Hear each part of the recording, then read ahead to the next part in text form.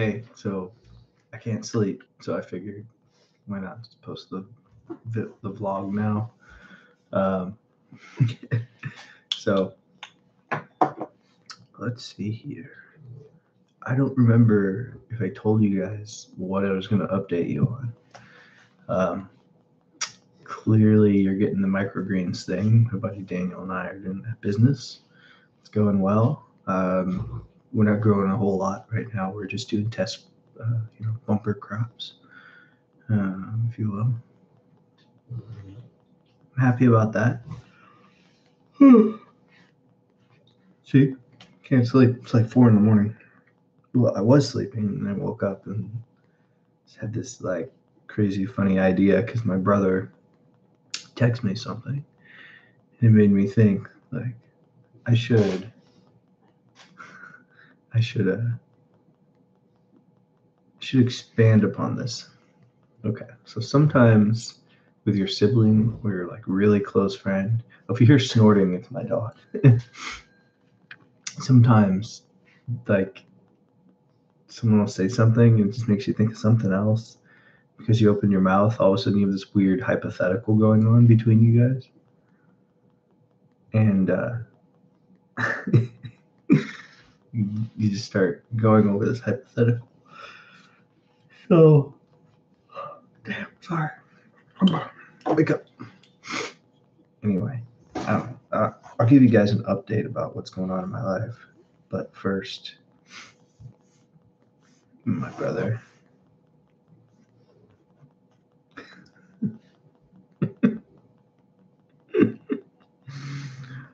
Oh, he's funny. All right.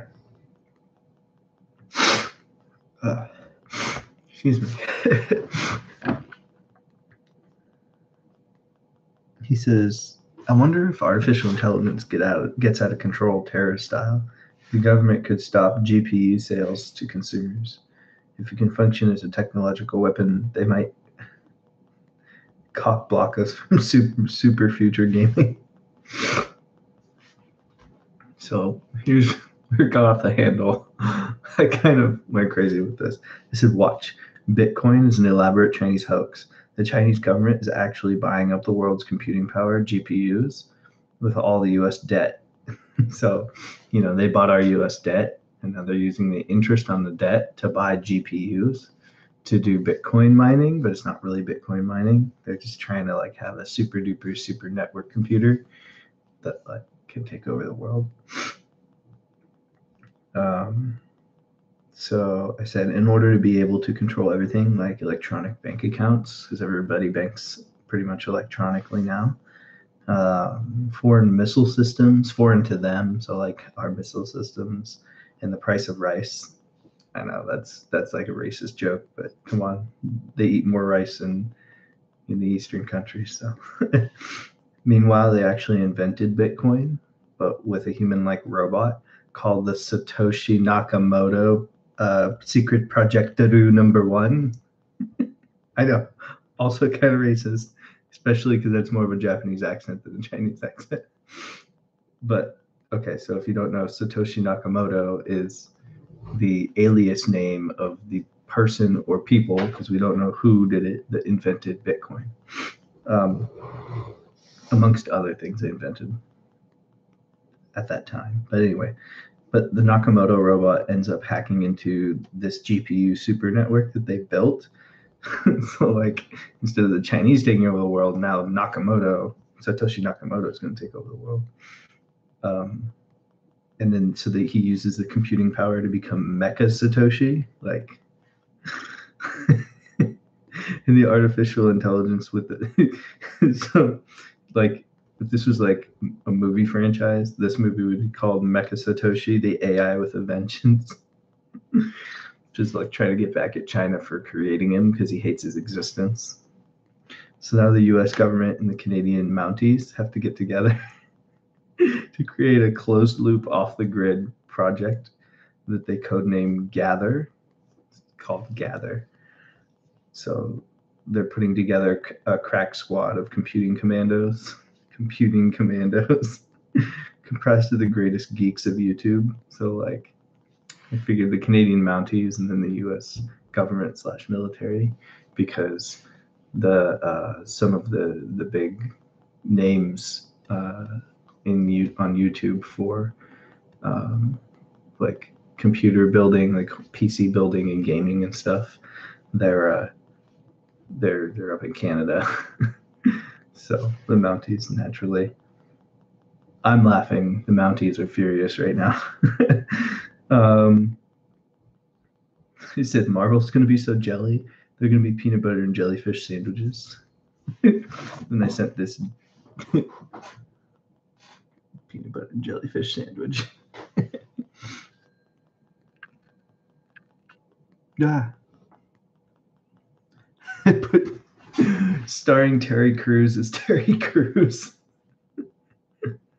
Because Terry Crews is like a total, I mean this in a positive way, but he's a total geek. Like he loves computers and stuff. So, but I wrote starring Terry Crews, Cruz as Terry Crews, Cruise. I definitely spelled his name wrong twice because I looked it up afterward. It's Crews.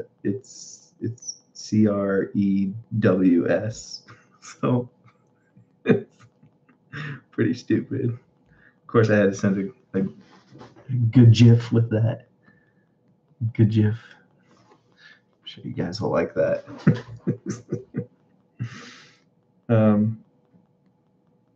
Said, gotta have chimpanzee ninjas too. Terry can fight them off, of course. And then I quoted the movie Grandma's Boy. Yeah, monkey, karate chop the elephant. Right. Okay. And then so there's this YouTube you guys can go watch. And hold on, let me give you a link to it. All right, I'll put it in the chat here. It's called https://youtube.be / Sierra Zulu Delta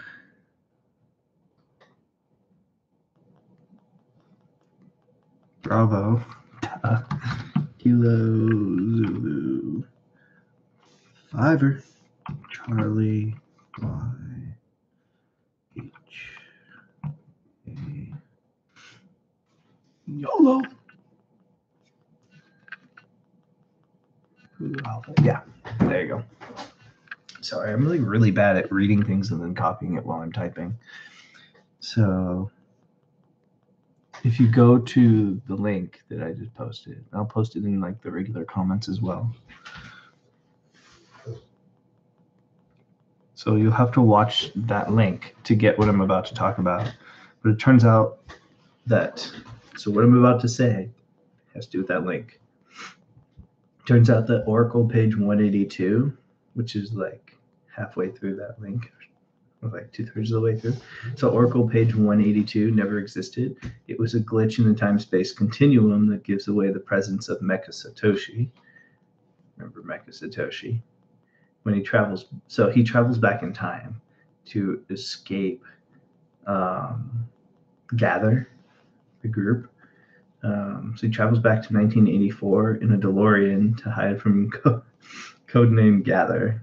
Satoshi's favorite number is 182 because he like wants to be more human, or he wants to be more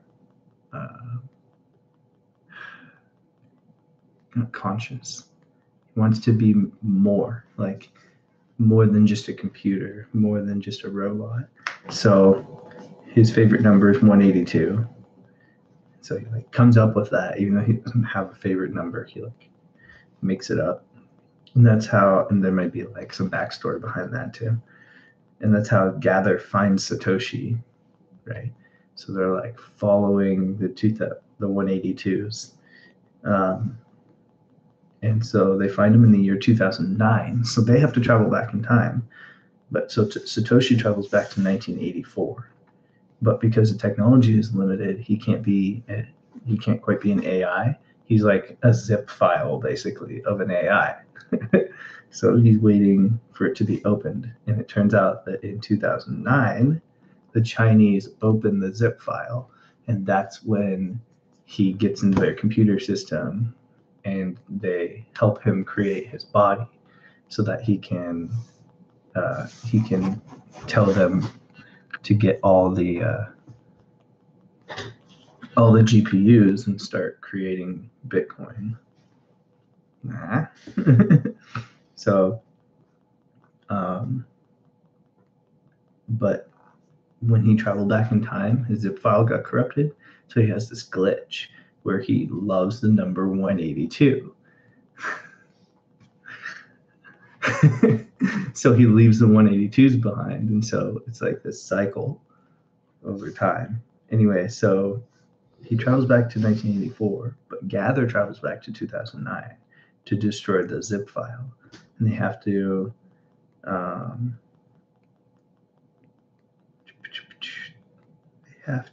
sorry, I'm explaining it different than the way I wrote it, because the way I wrote it is like not very well written.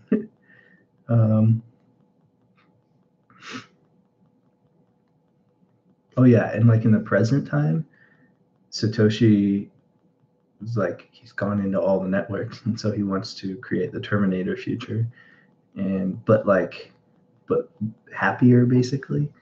But it's still Terminator, so it destroys humans. So anyway, yeah, they go back and they have to fight the Chinese, and they have to fight Satoshi right when he's created as a robot by the Chinese. That's the story so far. But you can tell I stole elements from other movies, like traveling back in the DeLorean, and then like maybe the Gather group will travel back in like a Volkswagen Beetle or something, just like they did in Austin Powers. We want to like take references from other movies. I think this will be a funny story. I might update you guys on that if we keep goofing around with it. Okay, update. I'm doing well in school. I have it's a fairly mild form of PTSD, but if there's a lightning storm and it catches me off guard, so like I'll just wear noise canceling headphones and plug it into my phone, and then I can still feel the rumbling, but I can, depending on what I'm listening to, I can kind of bring my emotions down and get through it. But it caught me off guard the other night, so when that happens, I tense up really bad, and because I have arthritis in my lower back, it's not actually like that I missed school because of the lightning storm. It's that I missed school because of the pain in my back after the lightning storm.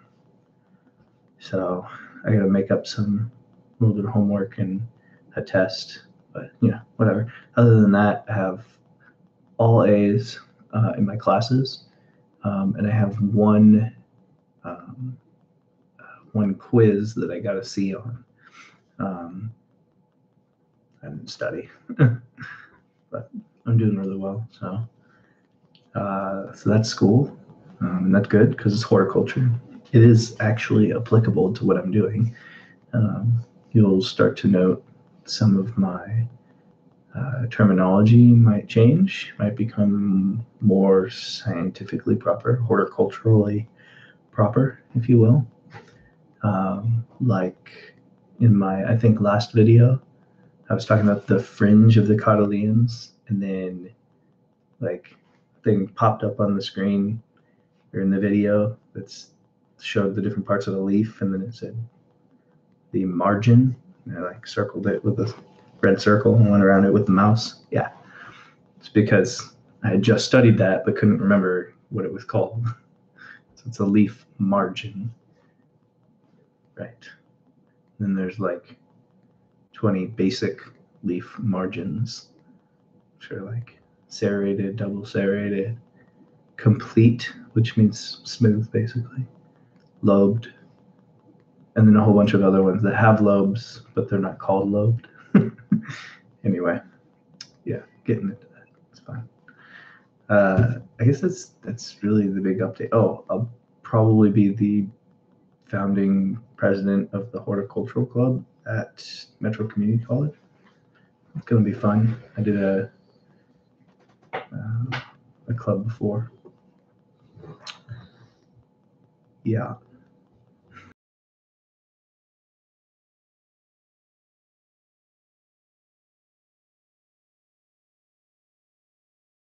Sierra College out in California. So that's it, guys. Have a good one.